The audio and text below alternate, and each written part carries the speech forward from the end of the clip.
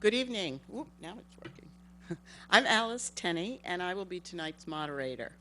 Please note that I am not a voter in this district, as the league requires, so I'm completely nonpartisan in these contests. Tonight's forum will follow the league's traditional format, beginning with an opening statement from each candidate, followed by a question and answer period, and finishing up with closing statements from each candidate. The order of the candidates' opening statements has been determined by lot. The reverse order will be used for closing statements. Opening and closing statements are not to exceed 2 minutes. Responses to questions will be limited to 2 minutes. Note that our timekeeper or timekeepers will be visible to the candidates and will alert the panel when 30 seconds of response time are remaining, and then again when it's time to stop. Candidates will be able to finish any sentences they've started. Candidates are allowed 1 rebuttal each over the course of the evening. Rebuttal time will be 30 seconds, and there will be no responses to rebuttals. However, after closing statements, I reserve the right to grant a further rebuttal if it is deemed necessary. Some of the other rules: the candidates will not interrupt each other or the moderator during the forum. As moderator, I reserve the right to pause or, if necessary, halt the proceedings to enforce the ground rules and format. Please note that the candidates have not been provided with any of the questions ahead of time. Finally, except for time limits, the only restriction on candidate statements and answers is respect and civility. With that, we will hear an opening statement from our candidate, Dennis Kearns. I'm gonna push this.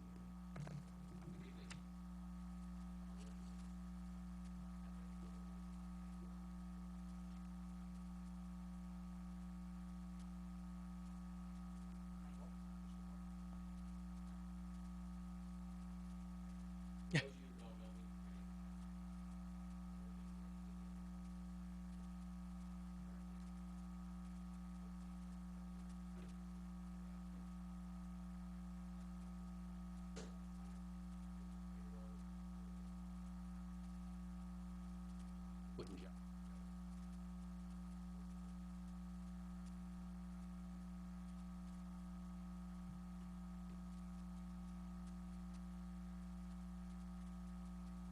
Oh, now it's on. All right. Now we can hear you. Now you can hear me. All right. Again, my name is Dennis Kearns, electrician. I worked in New York City for the past 15 years. I owned my own contracting business before that and had to meet plenty of obligations for working well with people, payroll obligations, and most of all, communication. Tonight, there's a couple topics I think we should really be touching upon. And with that, I would like to thank you all, and that's it. Thank you. Next, we'll hear from Cara Kronen. Hi, Tuckahoe. Good evening. I want to thank everybody for being here, and I want to thank the League of Women Voters for hosting tonight. I also want to thank everybody for being so flexible in terms of time as we gathered in Eastchester to acknowledge the horrific, tragic loss of Arlene's Connolly O'Neill.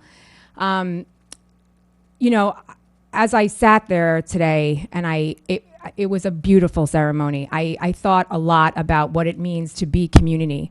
And what community means to me is coming together in times of hardship and struggle.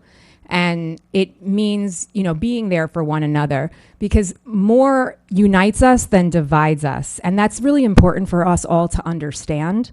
And as I think about my role as trustee for the last few years and your deputy mayor, I really think that I have worked very hard to try to unite us, and I look forward to doing more of that.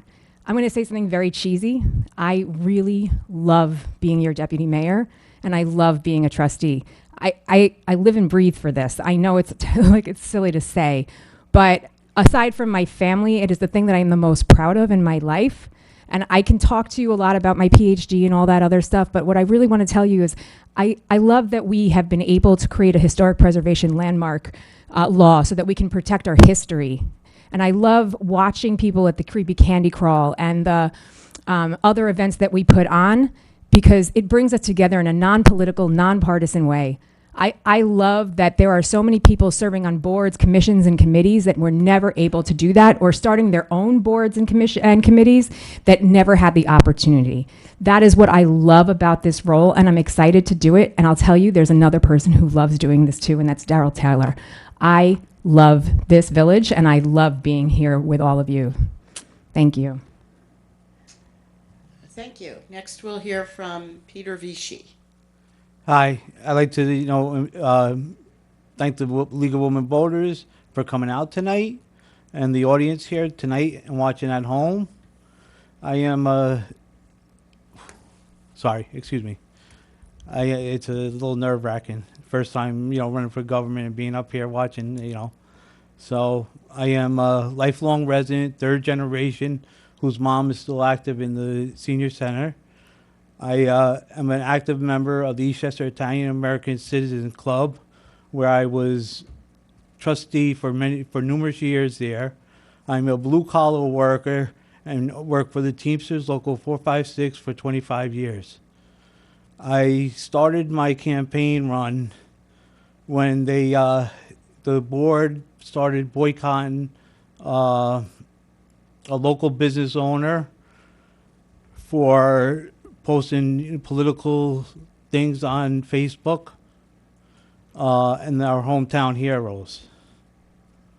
I'd like to just say that I would love to be a trustee in this village of Tuckahoe, and I would roll up my sleeves and get to work on checking out the budgets. And I know Dennis would too. Thank you. Thank you. And Darryl Taylor. Good evening, Tuckahoe, and I'd like to thank the League of Women Voters for hosting this tonight. My name is Darryl Taylor. I'm a lifelong resident of the village of Tuckahoe. I'm a retired correction officer of 18 years. I've spent a lifetime of serving in this village, whether it be as a youth coach for 3 different sports, which totals 31 years, all volunteering, serving as the treasurer of Emmanuel AME Church that I grew up in for 11 years without being paid. I'm in my 13th year serving on the ECAP, the Eastchester Community Action Program. They call it Partnership now. And I love Tuckahoe. I love this village. I've moved 3 times, and I've come back every time. I'm running for trustee because I care about the village, I care about the residents, and my commission in life. Now, I believe everybody has a commission.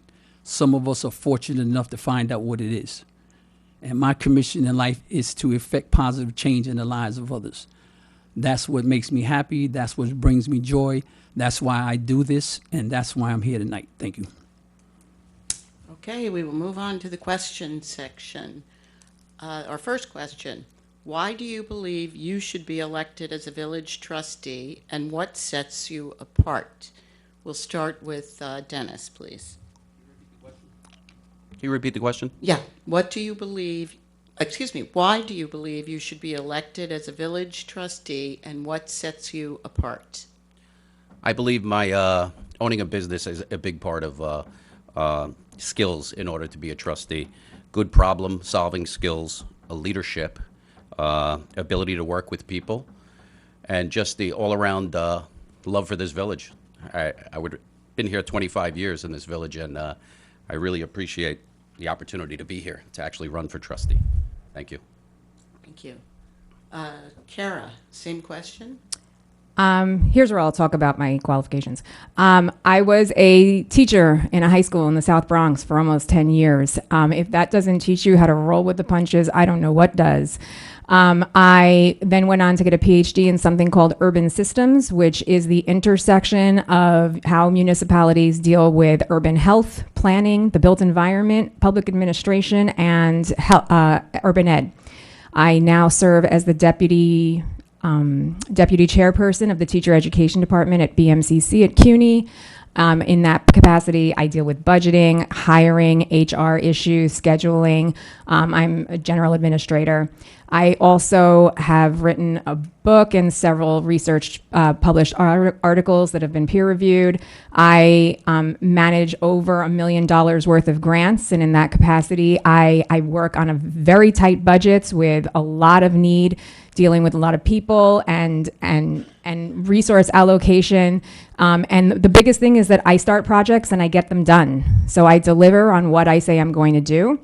But I think probably the biggest thing is that I've been your deputy mayor now for a year and a half and a trustee since 2021, and I think I'm doing a pretty good job. There are definitely things I want to address in the future, but I have, when I saw businesses struggling, I created the Creepy Candy Crawl so that we would get people out on Main Street. And when I saw that families were struggling to find things to do with their children, I started Movies in the Park. But I've also worked on contract negotiation for the police department and with the healthcare reallocation. So I have a vast, array of experience. Thank you. I'm just going to remind everybody, because I almost forgot, please silence cell phones if you haven't done it already. So back to our questions, and Peter is third. Why do you believe you should be elected as village trustee, and what sets you apart? I can truly say that I love this village. My heart is in this village. As a lifelong resident, I feel that I could bring more things, better things to this village than anybody else.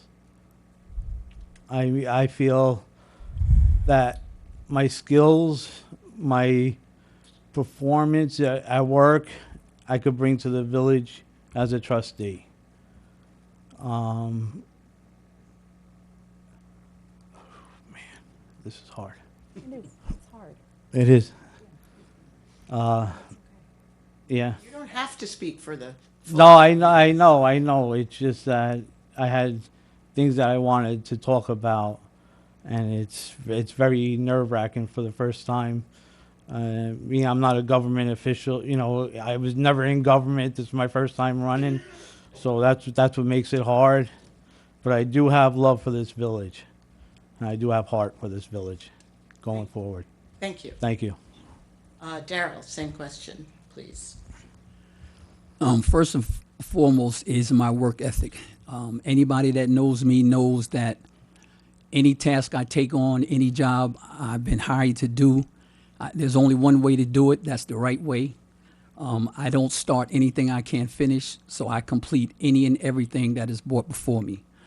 Also, I have experience managing a budget, not just for the 2 years that I was a trustee, but in my COBA union, the Welfare Trust Fund, I've been a trustee on that board for 13 years, and we manage budgets and we negotiate contracts for over 1,350 retired and active officers. We're responsible for their benefits, their health benefits, and also my law enforcement background. And also, I mentioned that I worked for the town of Eastchester previously.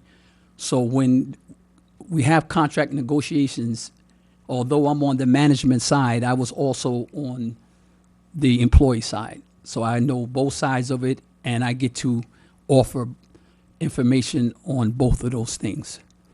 The other reason is I'm a good listener. I have an attentive ear. When people come to me with problems or issues or anything that they need done, I listen. I'm trained to listen, and I genuinely care about what they're bringing to me. And if I can't help them or this board can't help them, then we direct them to somebody that will. Thank you. Thank you. Our second question. What do you think are the top 3 priorities for the village over the next 2 years? We'll start with Cara, please. So first and foremost, I think on everybody's mind is flood mitigation. And I just want to, people to know what the steps that we've taken in order to kind of work on flood mitigation. We've had meetings with neighbors in different neighborhoods And there have been steps that we've been able to take. In one part of the community, we were able to put more catch basins, and this helped water flow, and they haven't had issue with flooding since. In other areas, it's more systemic because they're right along the Bronx River Parkway. So we brought in the Army Corps of Engineers, and we were working with our partners in government. I've just been on a few calls this week working with the new commissioner of flooding in Westchester County. Thanks to our partners in government, specifically legislator Judah Holstein, we were able to get ourselves put on a priority list that we weren't on before. So it's important for us to be able to work with our partners in government. So flooding, I think, is a big one. I think the second one is definitely development. People have concerns about development. And so one of the things that we're working on now is our comprehensive plan. This is something that we have wanted to address for a long time, and we haven't had a comprehensive plan since 2007. And thanks to the former deputy mayor, we are working towards that. And so we will be talking to residents about what they want to see in the future of the village, where they'd like to see development, and where they'd like to, what their interests are. And, hopefully I'd like to see something interesting happen on Marbledale Road, right? Marbledale Road has so much potential, and I think a lot of us see that. We are no longer an industrial manufacturing town and village, and so we need to start thinking about not the 21st century, the 22nd century. What is it that we are looking for? So those are my 3 priorities. Thank you. Peter, your top 3 priorities for the village over the next 2 years. My first and biggest one would probably be the budget, to work on the budget. In recent years, it's gone up past the tax cap, 2% every year. I think we should, with inflation and everything, we should turn around and do a zero budget method. We should look into it. Even though it's harder and tougher to do, we should look into that and, save the residents money in the village. The meters. I'd like to talk about the meters because they went up 50%. If Dennis and I are elected, we would want to go forward and put 10 minutes free, push a button, 10 minutes free, and a quarter for the other 10 minutes. That would give back to the village. That would give back to the merchants. I mean, that we've been campaigning for 2 months now, and that was the biggest issue we've heard from residents, the meter parking. I disagree with that, but I think the budget is more important to do than the meter parking. My third thing is a master plan. I think it was a waste of money. I think they could have used that 120,000 on better, doing something for the village, like fixing the park down at Washington Street. It's so deteriorated. I'm surprised that they don't close. They don't close it. I would, if I'm elected, that would be another one of my main priorities, is to fix that park on Washington Street. Thank you. Thanks. Darryl, your top 3 priorities. Excuse me. The first and foremost one would be the comprehensive plan. Former trustee Renee Howe had brought this up when she was in office and was trying to get a master plan started back then. I think it's important that we have a master plan, because otherwise, how do we know what direction the future of Tuckahoe is going in? There are many, many residents who wanted a master plan. There are many residents who want to come to the meetings when we meet with Fish and Associates to have their input, and that is actually what we are supposed to be doing. We're supposed to allow the residents to come in and tell this board what they would like to see in the future Tuckahoe. Clearly continue to manage the budget in an efficient way to try to keep taxes down at all times. Continue to work on the infrastructure. We have done a lot of good work on infrastructure with paving the roads, and also last but not least, the issue with the red lights. Everybody knows that the red light at Main Street in Columbus and Main Street and Lake Avenue has been an issue for many, many years. They have started with an engineer getting information on how to go about fixing it. So that is actually something that has already been started. Deputy Mayor Cara Kronen mentioned the flooding. The flooding will always be an issue because of the type of storms we're having now. We had major flooding storms when I was 5 years old, but we have more of it now because of the storms are a lot bigger now. But we have started some work with relining the sewers and putting in new catch basins, which already has shown to be effective. Thank you. Thank you.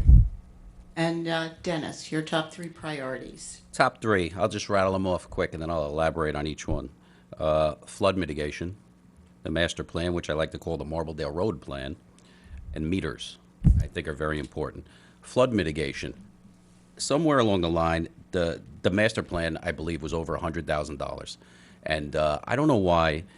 We have plenty of talented people right here. We don't need to go outsource it. I think we have enough knowledge and enough wisdom to figure it out here. And I believe there's a master plan already, a 2008 master plan that's sitting on a shelf somewhere. Maybe we could have used that as a point of reference going forward with the new master plan and saved $100,000 and maybe put it towards flood mitigation, started a fund for that.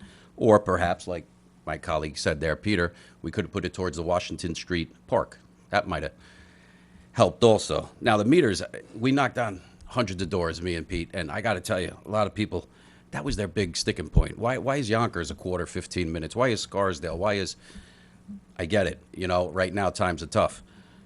I think Peter had a great idea. We allow 10 minutes free and then perhaps put a quarter in for another 10 minutes. I don't think that, good way to compromise, I guess, on this topic. And the budget, also, I failed to mention that before, but there's just many things we could talk about here. The budget, the zero budget method. I don't know, it seems like every year, a 2% raise, a 2% raise, we're blowing through the budget cap. I believe the mayor had said at one time that it was at $12 a month. Do the math. $12 a month for a year is what? 144, then we're at 288, then we're at close to 450. That's a lot after 3 years. Maybe we could do a zero budget method first and take a deep dive into the budget. I don't know if that's ever been done or not, but just take a deep dive and have a look and see. Maybe we have savings in different areas. Thank you. Is there an Thank you. is there an opportunity for a rebuttal? Yes, you have but one rebuttal for the whole evening, and it's 30 seconds. Yes. Yeah. Okay. I'd like that now. Okay. So I'd like to talk a little bit about the meters really fast. The meters, we had a choice to make, either raising taxes more or increasing the meters. And I thought very hard about this, but the meters are fed by people who don't necessarily live here in the village. And I think that it's important to ask people, if you're going to come and use our businesses and use our parks, you can pay your part of that. And so it's not on the backs of the villagers. We were facing unprecedented inflation last year, and so it was really important for us to find a way to meet the budget deficit. Thank you. Next question. If elected, what do you hope to do in your first 30 days? And we'll start with Peter. In my first 30 days, it's really not enough of time to do anything. But I would actually love to redo the code for elected officials to have their primary resident in the village of Tuckahoe. That would be my first, for the first 30 days. That would be my biggest sticking point. And then I would roll up my sleeves and get out the budget and tackle it. But That's it. yeah, that's it. Thank you. Next, Darryl, first 30 days.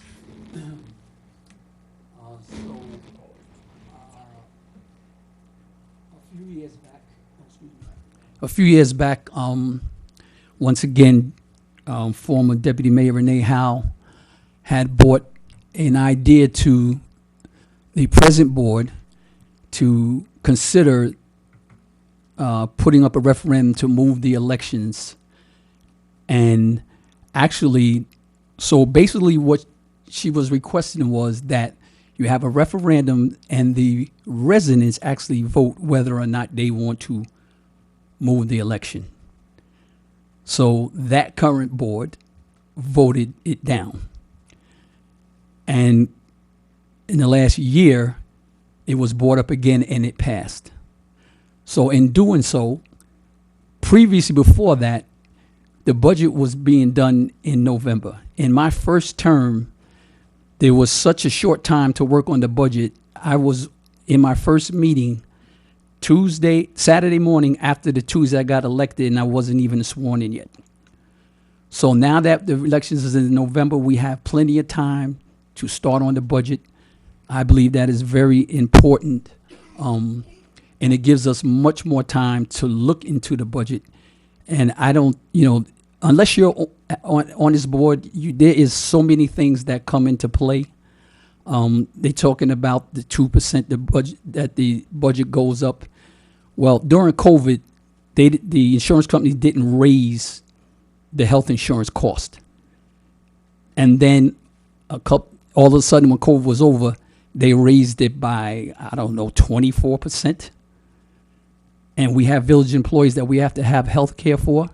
Thank God that this board had a healthy fund balance and was able to use some of that fund balance to keep the taxes down, or it would have been a lot more than $12 a month.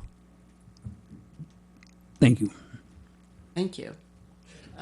Next, we have Dennis, please. First 30 days, I believe, meters and residency issue. Meters, I know Cara had mentioned that a lot of people from out of the village come and pay the meters. But after speaking to a bunch of the businesses around, it's hurting them. A lot of people are not coming because of the meters, whether it's you live here or you live in Yonkers or Scarsdale or wherever you live. We have the least amount of time for a quarter throughout, I believe, the county. I think we're the only ones. As for residency issues, I really didn't know too much about the residency issues until I read the Journal News.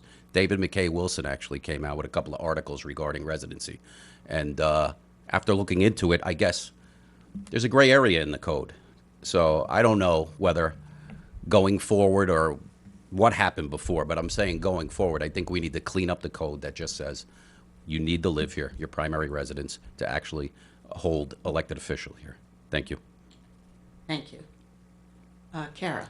So Mr. Visci's not wrong. 30 days is not really a lot of time to get anything done. But if you're already in this job and you have the experience, you can keep working on the things that you're already working on. So the first thing is in the first 30 days, we're going to open our state-of-the-art new library, which was built with $1.7 million in grants that we received from the village.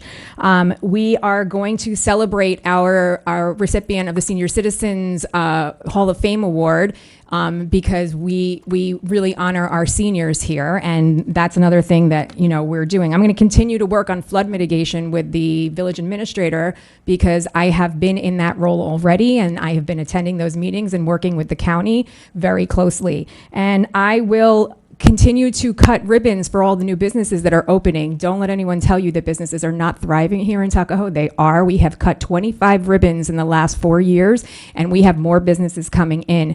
There are no businesses closing because the meters have gone up. So these are the things that I will be focused on. I will be focused on the work that I have been doing, and I will continue to do. Thank you.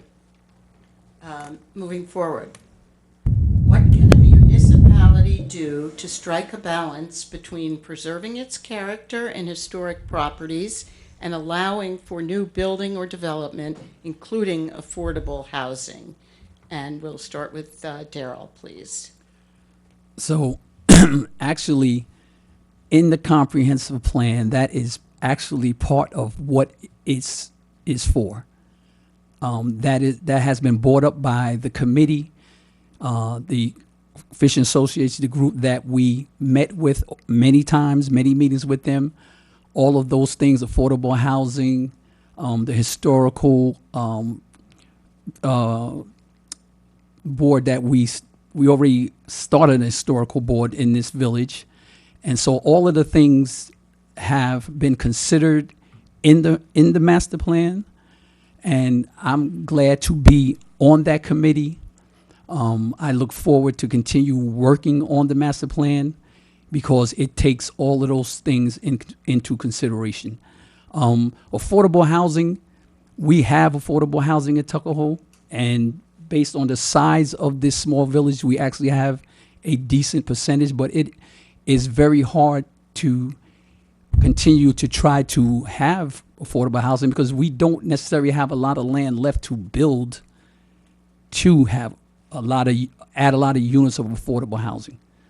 So that is going to remain to be an issue for the village, but I thank God for the Tuckahoe Housing Authority and 100 Columbus because that is two places where people that have issues or don't have a lot of revenue can actually live there, and it's based on their income. Thank you. Thank you. Next, Dennis. Yes, preserving character of historical housing. Yes, I'm all in favor of that. Now, Darryl had mentioned about the master plan. I did see in the master plan somewhere where it had wording for this. Had we maybe looked at this beforehand, we wouldn't be in lawsuits and litigation with the Ward house up in, I believe there's a bunch of lawsuits coming on that. I know that the village actually did a great job with the hotel. They made that historical, but it's a two-way street, historical preservation, because the owner needs to agree to it. You can't just slap a historical housing on it. The owner needs to be in cahoots with you on that. As for housing, I think Darryl's 100% right. The village is very dense. We did a good job with the housing around the village, and it's hard. I would encourage developers to actually set aside some housing units for or apartments in buildings if they're building for affordable housing. And I believe that's it. Thank you. Thank you. Can you repeat the question? Sure. What can a municipality do to strike a balance between preserving its character and historic properties and allowing for new building or development, including affordable housing?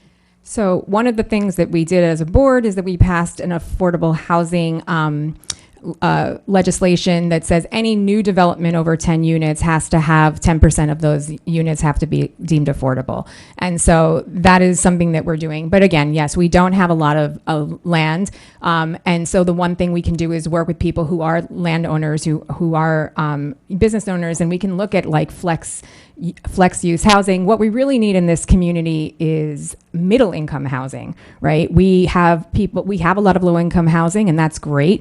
We have a lot of very expensive housing, and that's fine. But people who are making like 80% of AMI, the average, are struggling. These are people they're young couples. And so we can work with developers and other business owners in order to create a way, but that's done through the master plan. That's the whole point of the master plan. And that's why we needed to bring in experts, people who are really seeing this, and not from an inside, but from an outside view, who are talking to people about what they need and what we can do. That's the importance of the master plan. We can't rely on something from 2007. We have to look into the future. We have to look, again, this is not about 21st century planning. We have to look at 22nd century planning. Other communities use their master plan effectively, and that's why, a place like Bronxville or Scarsdale, they use their master plan to dictate how the village is going to develop over the next decade, and it's something that we really should also. As far as historic landmark, the people of this village came here and begged us to landmark that home. And so we did, because that is what the community wanted. My job is to listen to the needs and the desires of the community and act on that. And so that is how we did, and I will never apologize for that. Thank you. Peter. Yes. So, getting back to what my running mate said, Dennis, he mentioned the Ward House. If we took the master plan from 2007 and we took it off the shelf and read it, it said in there that you have to protect the historic properties in the village. If that was done back in 2007 or 2008 or 2009, we wouldn't be in major lawsuits with the builder that bought the Ward House. I totally get affordable housing, but we also got to do work for, we got to do apartments, housing for the people that work here too, because they can't afford to live here and work here. They have to go somewhere else because of taxes.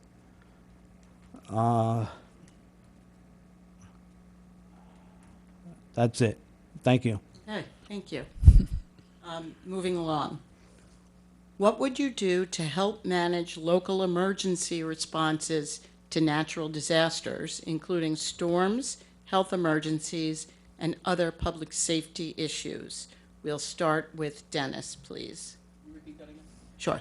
What would you do to help manage local emergency responses to natural disasters, including storms, health emergencies, and other public safety issues?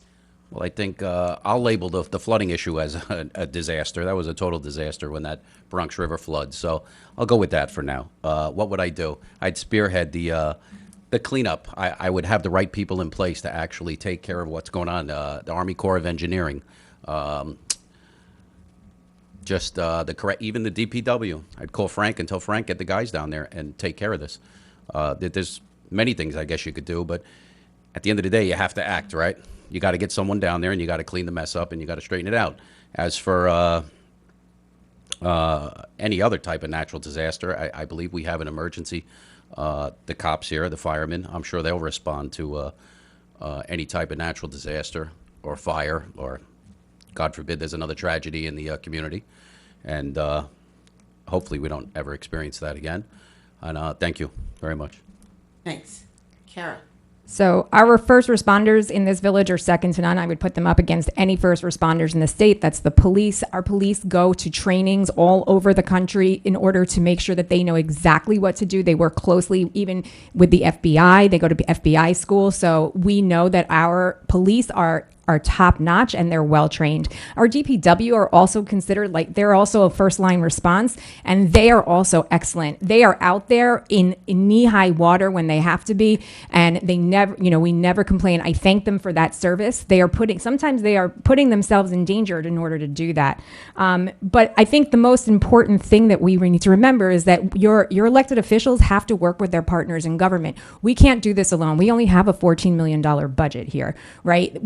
The flood response is going to be millions and millions of dollars. I learned from the Army Corps of Engineers that dredging 1 mile of river costs $12 million. That's almost our entire budget. So we need to work. We need to get grants and work with federal and state officials. Again, I thank Legislator Holstein. He has put me in touch with the flood commissioner, and I've been on calls with them this week.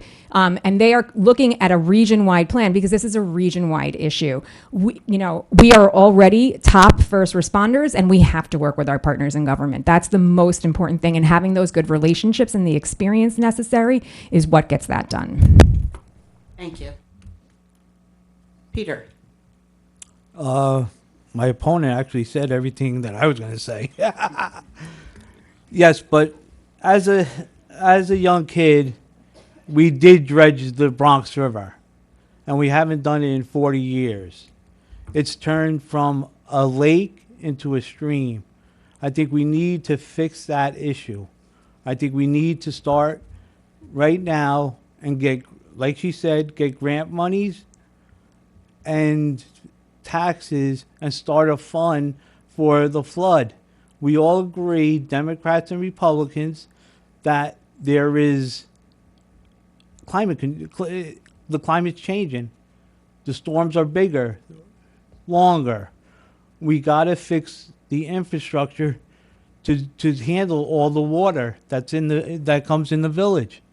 To do a minor fix isn't fixing everything. We need government help. We need federal. We need state to back us on this. We can't afford it ourselves. It has to be done in a higher federal and state. We need the money coming in to do the projects. We can't handle it. Thank you. Thank you. Darryl? Excuse me. So first and foremost, as Deputy Mayor Cara Kronen said, the first responders in emergency situations, we rely on our own PD, one of the best police departments in the state of New York. When we had the last hurricane, we brought in all of the officials. We brought in the county officials, we brought in state officials, we brought in the federal government, we brought in the Army Corps of Engineers. We met with them and they explained to us, because the dredging, everyone thinks it's simple to just dredge the Bronx River Lake. Well, first thing, they told us it costs millions, multiple millions that this village does not have. Also, the Bronx River is connected from all the way upstate New York, and it goes all the way down into the Bronx. And we were told then that if you dredge the lake in Tuckahoe, you affect all the other municipalities, Bronxville, Mount Vernon, and the Bronx. So there is no such thing as a simple fix. You fix Tuckahoe and then all their problems go away. All the other municipalities have to be in agreement with what you're doing, because it's going to affect them going down. What's it have? Oh, also continue the relationship with the elected officials that Deputy Mayor Kronen brought up, because when we have this flooding, we need money. Our own mayor, we actually came out of our own pockets to help the residents of the Tuckahoe Housing Authority, because all of their food was lost, all their lights were out, so they lost everything. And we were, without a doubt, willing and ready to be there to assist them in that. And that is not to make them look small. It is to show that we actually care about the residents. They were in need, and we responded. Thank you. Thank you. Next question. What residency requirements should there be for mayor and trustees? And we'll start with Cara. So as my opponent said before, the state law says that you need to be a resident of the village in order to run for office here. And I think that that is important. You should have a residence in the village. I also own a second home, and I'm not going to nickel and dime somebody whether they hear 52% or 48%. What I think is important is that somebody comes, they show up every day, they work hard, they're attentive, they're available. I want somebody in office who is going to be here every day, who's going to work with the villagers, work with the village administration, work with the PD, who's going to have a vision for the future and implement that vision for the betterment of the entire village. Thank you. Peter. Can you repeat the question? Sure. What residency requirements should there be for mayor and trustees? So I said it before that the primary resident should be in the village of Tuckahoe. I know the mayor's done a wonderful job here. I'm just saying, going forward, we need to rewrite the code, because we have a lot of absentee landlords in the village, and they could potentially run for the board members, the trustees, and the mayor.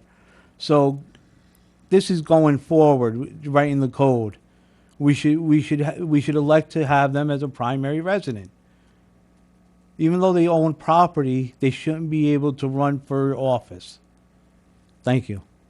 Thank you. Darryl. Currently, the way the law stands, as long as you have a residency in this village, then I don't see a problem with it. I think this whole issue had more to do with politics than anything else. This mayor has a residence in Tuckahoe. She's always had it, and she still has it. She shows up every day for whatever is required of her to do the job as a mayor. So going forward, I think the law is fine the way it is. And I would just hope at some point that this whole nonsense will be put to bed. Thank you. Thank you. Next question. Sorry. I knew I would mess up at one point, and this is it. Dennis, I You repeat? apologize. Yes.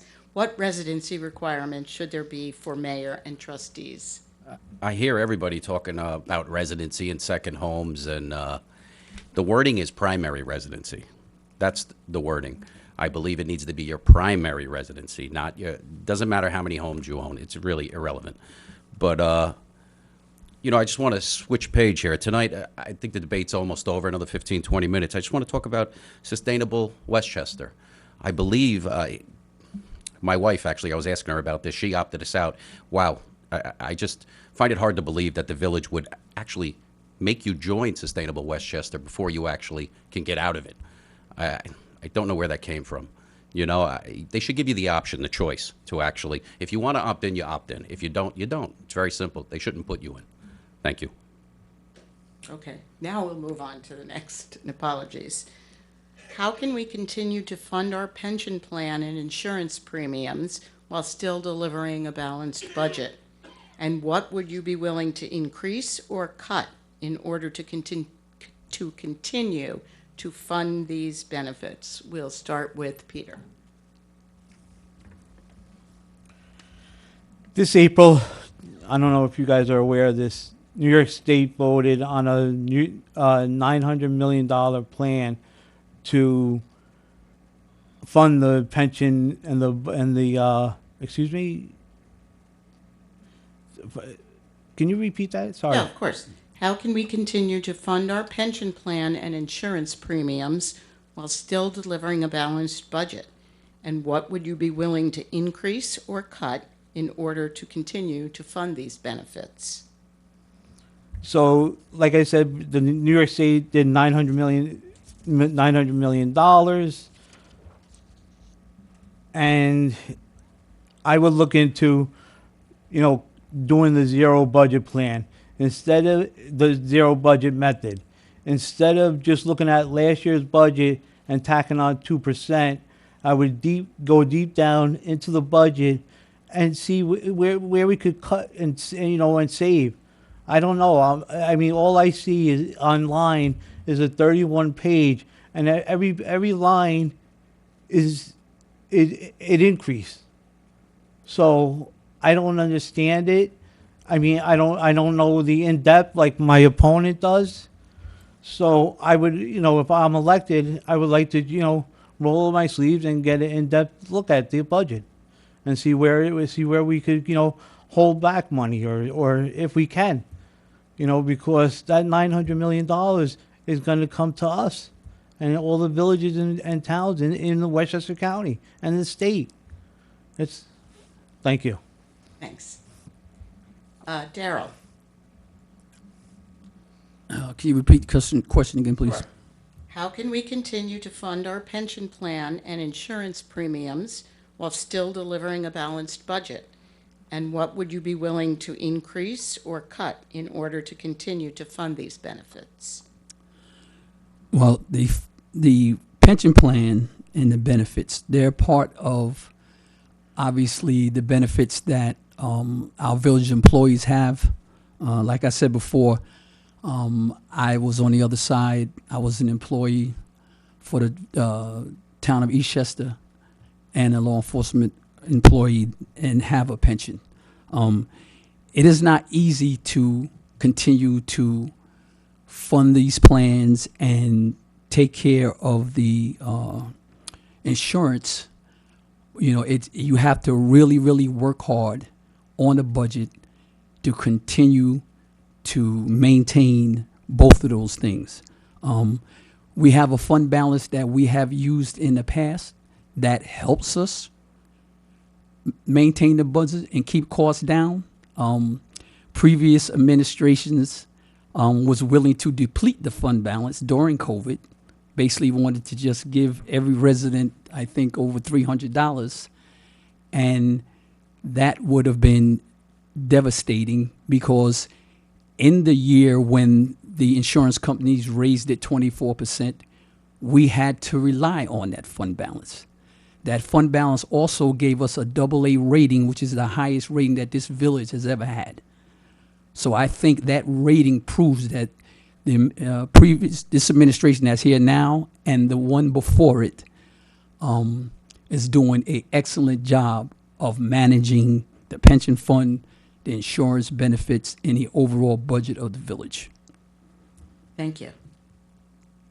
Dennis? Yes, I think my running mate touched upon $900 million increase in pension and insurance throughout the state of New York. That's spread over all municipalities. Wow, that's huge. That is hard to deal with. I don't care who's sitting up here or which trustee. That's a big number. I don't know what the breakdown is actually for Tuckahoe, but I'm sure it's large. Short of diving into the budget line by line, I don't know if that's ever been done. Maybe you could find savings there. I don't want to use the word cut because I'm not looking to cut. I'm looking to find savings. I believe we could have saved $100,000 on the master plan if we just did it here. There's a savings for the budget. I don't think we needed to outsource this. I think we have enough smart people here to do it, engineers or whoever is involved in it in zoning. I think we could do it here. I don't think we need to spend over $100,000 on the master plan, especially when you have a framework already from 2008. Thank you. Thank you. Cara? So our budget is very lean. More than 81%, I believe, of the budget is personnel costs. And so it's tight. Everything else is the tar and the cars and the police resources. And of course, all of those things are things that we need to make this village operate. Last year we were smarting. We had a really hard time with raising taxes. So we made a point of saying we're going to look at ways in which we can save this village money. One of the things that we did is we moved us from one health insurance plan to a new health insurance plan, which was equal or better to the one that all the workers are, because I believe all of us here are union members and we are really interested in protecting our workers. And so we saved the village. It'll be $180,000 in the first year. And that is the difference between us having to go over a tax cap and not having to go over a tax cap. So it's real cost savings. And that's how we manage. We look for ways to cut in the budget. And it has been done. We've looked. We work on a very tight budget and we have very difficult conversations. But the one thing that we're not going to do is we're not going to defund the police and we're not going to defund our DPW. People like the rear yard pickup and all the services that they get here. They had come to expect them. And this is the kind of service that you expect when you live in a village like this. We want to make our residents whole. We want to make our workers whole. I would love to pay them more. I can't. Those are the sacrifices that you have to make. These are the hard decisions that you have to make. It's not easy, but these are the things that you do when you're working hard and you're kind of working as a team. And what I think is very interesting is that we go a little over we raise taxes a little bit, and it's a big deal. But very few people come to our work to our open forum about the taxes last year, and nobody ever really says anything. The fire department, those taxes go up. They're going up 15% this year, and nobody has said anything about that. So it feels almost like political play to say you guys are raising our taxes too much. Thank you. Okay. Next question. What, if anything, would you do to improve transparency and openness in our village government? We'll start with Darryl, please. Now, when I first ran for office, while we were campaigning, the mayor, Omira Andino, was a trustee at the time running for mayor. And one of the first things that was brought up was that we were actually running on transparency. We were going to have a local government where people could come, they could have access to this government. I'm not sure, but I believe we were the first ones to institute office hours. So at the time, all 5 people on this board, including the mayor, had office hours where each one of us was here for 2 hours a week. You don't need an appointment. That is still going on to this day. You can walk in and meet with us and bring any issue that you have before us. So I believe that is exactly the answer to what that question is. Nobody had anything to hide. We are as open as we can be as a board. I'm saying we, I know I'm not on yet, but I was on, and that's what I experienced when I was on, and that's what I look forward to going forward. Thank you. Dennis. Yes, can you repeat the question? Sure. What, if anything, would you do to improve transparency and openness in our village government? I wouldn't do anything. I think the government is run great. I think they're doing a great job with that openness and transparency. I have a little time left. I'd like to touch upon actually I'd like to look into a business advisory board to actually, I don't think there's a bank in the village. I think both banks have closed. Maybe we can look into getting a bank back here. And a youth council, maybe get our kids involved, the local kids around to get involved with some form of government or even just, like the kids here today, volunteering, just to get more involved with everything in Tuckahoe. Thank you. Thank you. Cara? Excuse me.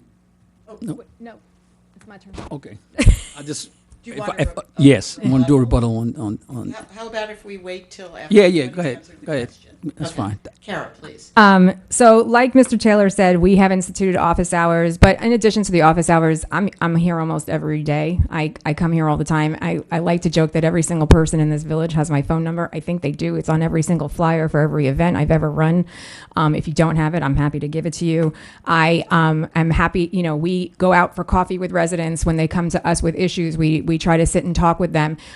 We are available and we make visits. We do walking office hours sometimes, and we go from one part of the village to another to try to see if there's anything wrong. Do people need something? Do they need help?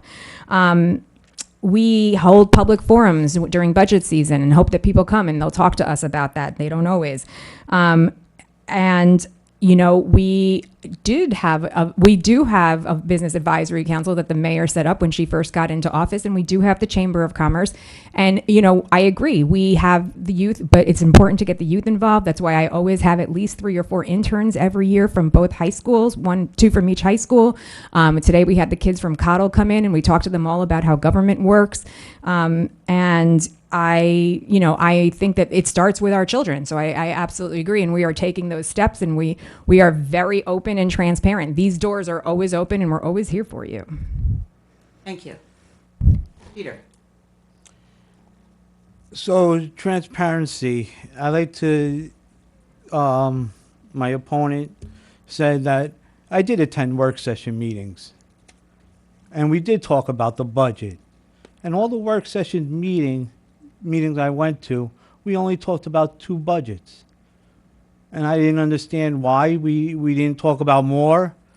I don't like I said, I don't understand. I'm not, I attended numerous, work session meetings, and they only talked about 2 budgets. And then when I asked the question, I was referred to as a potted plant by one of the trustees. So that kind of, set me off. I mean, I'm a resident. I'm here to ask questions. I didn't understand why he would shut me up. I'm trying to, get involved in the budget and everything, and I was told that I couldn't talk. And then at the next meeting, I asked the mayor at the board meeting, and she said you can't talk at the budget meetings, which I totally understood. And then at the next meeting, we kind of joked around with it, and it was more of a laughing matter. And I listen, I could laugh with the best of them, but getting back to what we were talking about. You guys heard about the banners, the banner story and the Girl Scouts and everything. So what happened was they did a back room vote, the board, and they took the banners down. Dennis and I will not be involved in that. My opponents, I think, were at that meeting and voted. Thank you very much. Thank you. Darryl, would you like to give a rebuttal? Yes. 30 seconds. Part of it's a rebuttal. Part of it's just. I'll just speak. First of all, the issue with the banks. So many of the banks now are closing locations because more people are doing banking online. When Chase was one of the last ones to leave this village, we had the seniors. Me and Cara go to the seniors on Tuesday and Thursday at the Assumption Church. And of course, it's more difficult for them than anybody else. So we went to a number of different banks to inquire about them coming back to Tuckahoe, and it's just not happening. Thank you. It's just not happening. Thank you. Okay, we are now ready for closing statements. So going in reverse order, we'll start with Darryl, please. Okay. Once again, I'd like to thank the League of Women Voters for hosting this tonight. Everybody who came out to be a part of it, everybody on the Zoom. This is an important election, just like all the rest of them. Like I said before, I'm running for village trustee because I care about this village. I care about the residents. And like I said, what my commission is. It's very important to me because it's not just what I do, it's who I am. If you think we're up here because we get paid a lot of money to do it, we're not. It's very little. It lasts about 3 months, and then the rest of it costs us money to do this job. But experience matters. 33 years as a union member, 18 years retired law enforcement, 13 years as a trustee on the Cobra Welfare Trust Fund, 2 years on this board, 31 years of volunteering coaching, 11 years in Emmanuel Church when I could have got paid and I actually didn't take the salary to help the church's finances. 13 years on the ECAP board. I think my record speaks for itself. I have been dedicated to this village, dedicated to the residents. And like I said before, anyone that knows me knows that if you come to me with any issue, I will help you. My mother, Alma Lee Taylor, was an activist in this village. She done a lot of things, including helping getting the block grant for 100 Columbus and the community center forging an agreement for black men to work at the town of Eastchester because they never had that before. So my mother, when she got elderly, she had to lay down the mantle, and I'm one of the 7 children. I was the one that she taught how to pick it up. So I picked it up, and I'm holding it, and I'm working it, and that's what the gift that God gave me. Thank you. Thank you. Peter, your closing statement.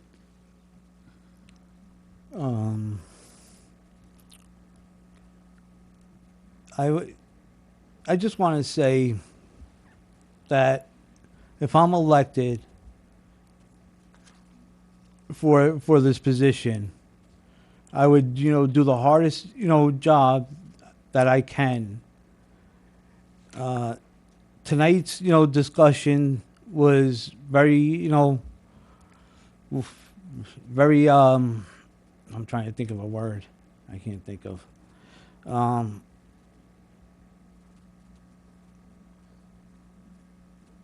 Tonight's discussion and our vision for the village was,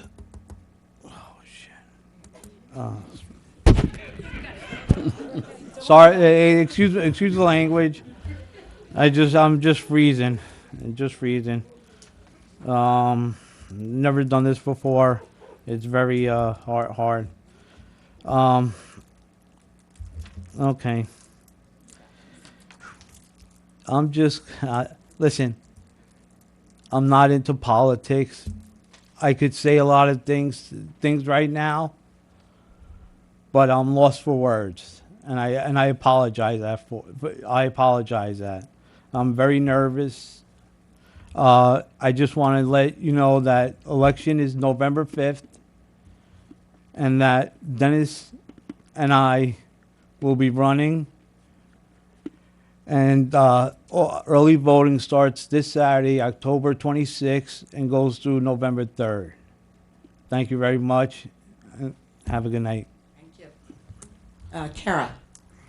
I want to acknowledge that this is very hard to be up here, and especially when you're brand new at it. I shook in my boots the first million times I was up on this dais, so I acknowledge how hard it is, and I acknowledge how important it is for people to come forward and want to serve their village.